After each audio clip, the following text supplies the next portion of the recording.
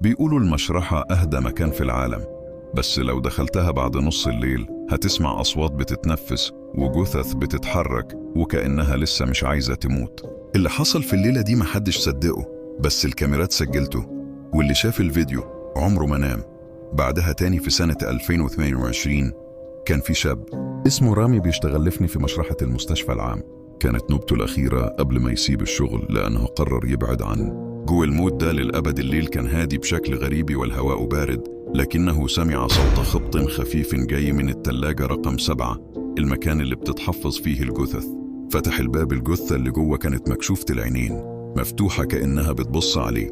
قفل الباب بسرعة وضحك بخوف وقال: يمكن انعكاس ضوء. رجع لمكتبه لكنه سمع صوت صرير معدني ووراها صوت خطوات على الأرض.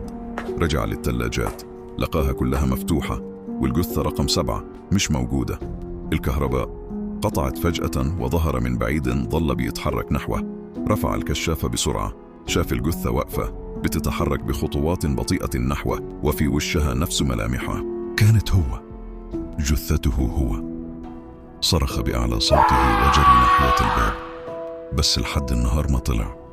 محدش لقى رامي غير إن الكاميرات سجلت آخر لحظة وهو بيبص للكاميرا ويقول بصوت مرتجف: هي خدت مكاني.